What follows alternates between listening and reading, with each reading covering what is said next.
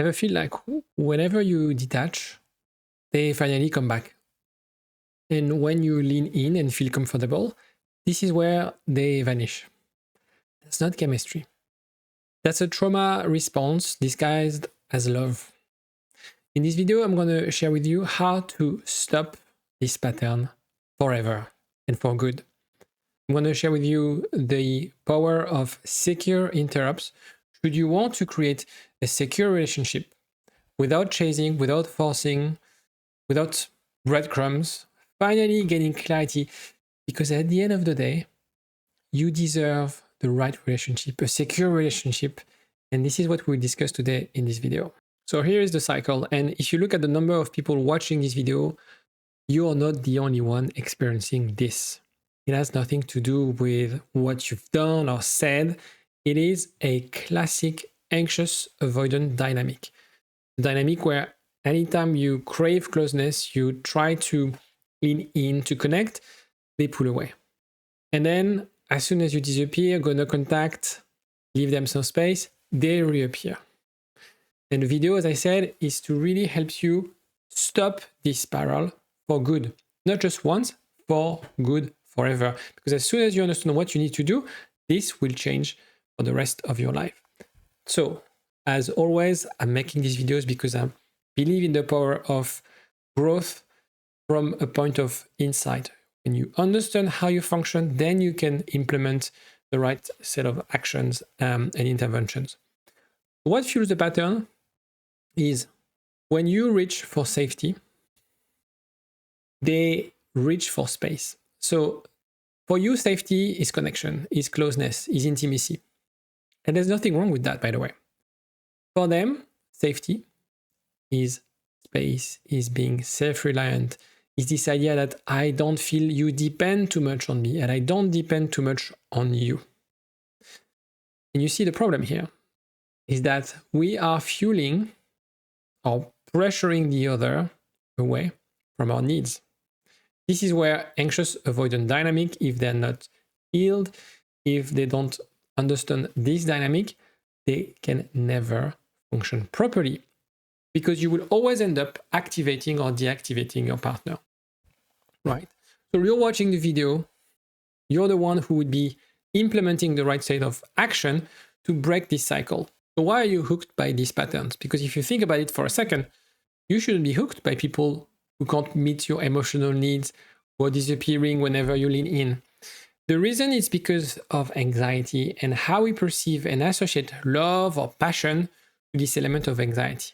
Exactly the same pattern or cycle when it comes to addiction. So addiction is like you have a high spike of cortisol because you're stressed, okay? And then because of the outcome, winning, for example, a bet, there's an or when you play video games, you get a shot of dopamine. And it's usually the difference, the spread between the highs and the lows that provides this element of I feel alive. That's what you're craving, is this element of I feel alive in this relationship. The butterflies in the bellies, usually when it comes to avoidant anxious attachment style dynamic, are the wrong criteria to assess whether this relationship is right for you. Because again, what you're addicted to is something that is not toxic, because the reason we are addicted to things, to online betting, to video games, etc., is because of this cycle of I can't predict the outcome. Because I can't predict the outcome, I want to engage more. And it's so hard for me to let this story with gaps that I need to fill those gaps. It's important first to understand why you're hooked by that, because this is not love. As I said, it's chemistry, it's addiction chemistry. And so the idea is usually after a breakup, I need to discuss things. We're going to solve things together by discussing, having the closure conversation, etc., etc. The thing is, talks won't stop your nervous system reactions. When you're seeing a therapist, and I have this case a lot with my clients, they spend years and years or maybe months in therapy, and they have the insight, they understand a little bit, but there's no changes. So that was the case for me. I would sit down with my therapist every Thursday at 10 a.m. and I would feel like, okay, we talked about that. And I was asking her all the time, so what can I do? What can I implement? And she was like, we'll talk about it next week. Just think about what we discussed. We'll talk about it next week. The point here, and I don't want you to waste time the same way I wasted time in therapy. Not that it was not helpful, but it was frustrating because I didn't get the results I wanted as quickly as I wanted them to appear. And again, if it's the case of anxious avoidant dynamic, you don't have to wait years and years in therapy to find the answers and finally move the dial. The point is to really understand the element of nervous system, attachment system. If you want to break the pattern, you need to rewire the attachment system and address the nervous system response. How to do it? It's about the secure interruptions. Whenever you feel triggered, you find ways to stop the process. So it's like kind of a reflex. When something falls, you want to catch it. If it's a knife, it's not a good idea.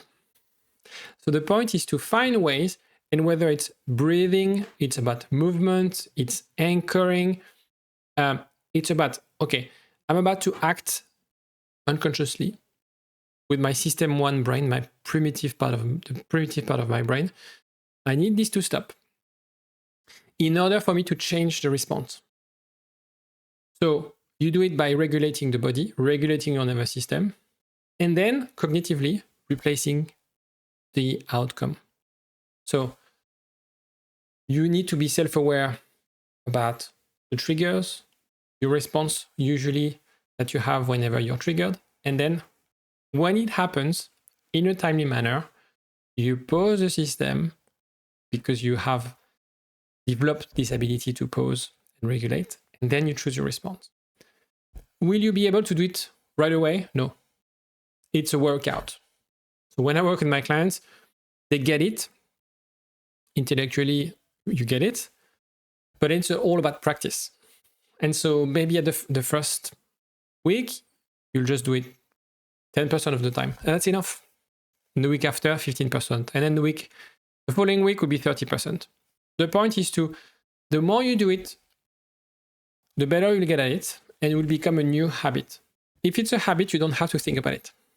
So it's finding this ritual of pausing, reflecting, changing the outcome. And in the context of the relationship, because right now we're talking about relationship, so yes, there's work to be done on your own and then with your partner, with your ex.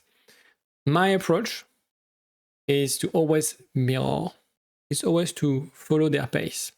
The reason is when you're dealing with an avoidant, if you're not necessarily bilingual in their language, the best way not to mess up this phase of reconciliation is to follow their step. Because if you're one step ahead of them, they might feel pressured. Not all the time, but they might feel pressured. So this is why you need to be there. You need to be present, but not pressuring. So for instance, whenever they say something, don't escalate. Follow their leads.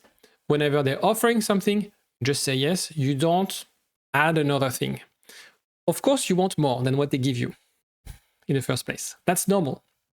But the point is to gradually develop intimacy with them or redevelop intimacy with them.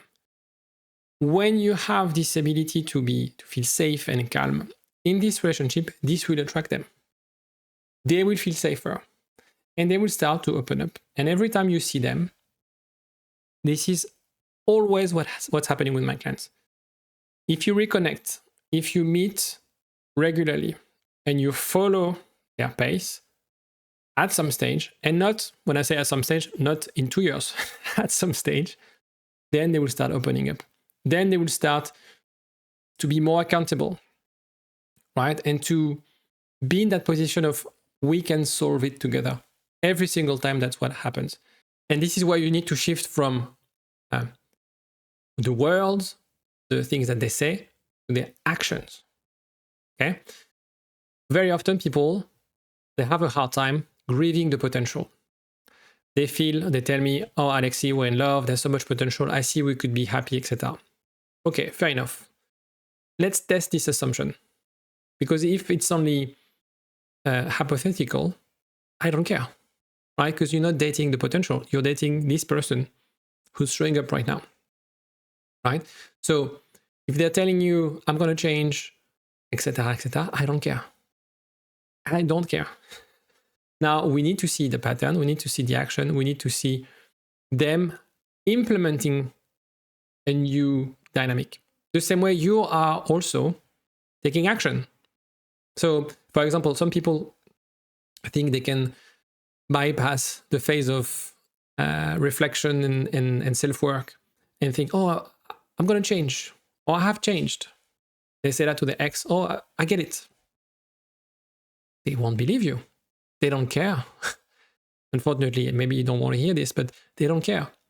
They need proof. They need to experience things. That's why getting back with someone has nothing to do with the conversation you'll have by text on WhatsApp. It's about how you show up. It's about the moments that you have together. It's about the consistency. And so for them, they need to see consistency around your ability to give them enough space, to be able to self-soothe, to be more of a listener than a speaker. And for them, or when you look at them, when you analyze a situation, you need to look at the consistency. You need to look at whether they're able to take accountability. They take initiative. They're able to open up emotionally. And you know them very well. You know if they will fake it. So in this case, it's not so much about fake it until you make it. No. That's not how it works. You need proof. And I'm very, very, very strict with that with my clients. I don't make the decision for them to get back together with their ex. But if I don't see any proof, because I'm not emotionally involved, obviously, with the ex, I will let them know.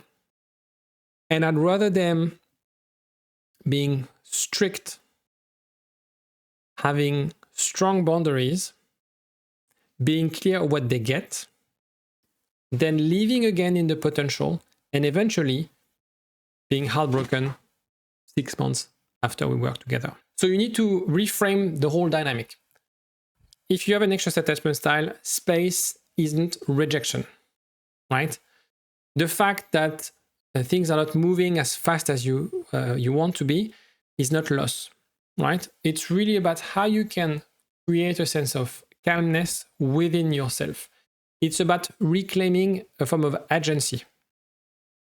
You lead your nervous system, you're in charge of your nervous system, and you decide whether you choose chaos or not, whether you choose consistency or not. And this is where you exit the loop. You choose peace, even if it's lonely. Again, my job is not necessarily to help you get back with your ex if this person is not providing you and giving you what you deserve. I don't care that you love them, because maybe you're loving the wrong partner. Maybe you're attached to the wrong relationship. And I'm sorry to tell you this, perhaps that's the case, I don't know. Usually that's not the case with my clients. Because usually when you have the gut feel that there's something, and you have proof, right? But you need more than that. Okay, you shouldn't be complacent of what you need to happen in this relationship. And maybe the reality is that this person cannot give you what you need, right? This time around, it's time to choose you, because this is the only person that matters. Choose you, not the pattern. Understand how you can reframe the secure pattern.